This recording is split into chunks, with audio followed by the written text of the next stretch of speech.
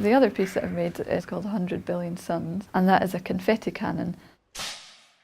There's 3,216 pieces of paper, and they each correspond to an explosion called a gamma ray burst. And when it burns as brightly as 100 billion suns. It shines so brightly, it outshines the whole galaxy, the brightest explosions to happen in the universe.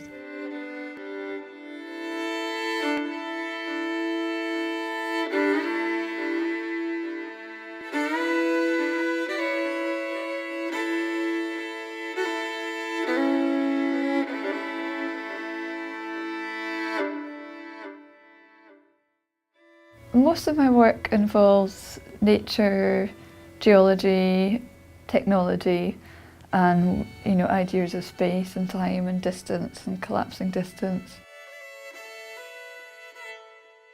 Most of my works have involved collaborating with people in different fields and disciplines. We're all astronomers, so we look at things through a particular way, through a particular methodology. Having Katie in the corridor has brought sort of a whole new life to the place. Seeing her interacting, talking to students and staff and getting ideas and giving us some ideas has been very fruitful.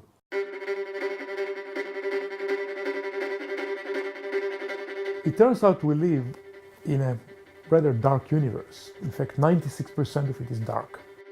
And we belong to the 4% of ordinary matter. That is to say, matter made of atoms. We at University College London are heavily involved in the Dark Energy Survey. It's a way of generating a new camera, in fact one of the largest cameras in the world, to actually learn about the contents of the universe, the amount of dark matter, the amount of dark energy. This has already stimulated Katie to think about the history of darkness. I've been collecting images of darkness from throughout the universe, kind of spanning the history of the universe. It is an ongoing slide archive that I'm going to work on for ages probably, because it doesn't in a way have a beginning or an end. I think quite a few of my works kind of loop and circulate and inform one another. We are busy producing a set of measurements and building a camera, and she's looking essentially at the same universe, but with a different point of view.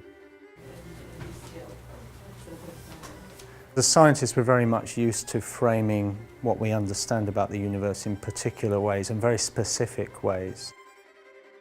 So perhaps suddenly to have the opportunity to think a bit more freely about our own subject, I think Katie's been able to encourage us to have the courage to do that a little bit more.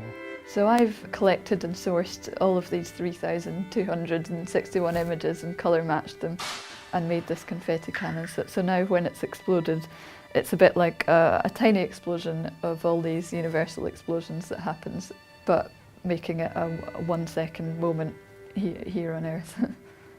There are different ways for a celestial object to end its life, whether it's a black hole or gamma ray burst or supernova, and in a way it's not really the end of life, because stars, as they explode, they spread around them gas which by itself is the ingredient for the next generation of stars.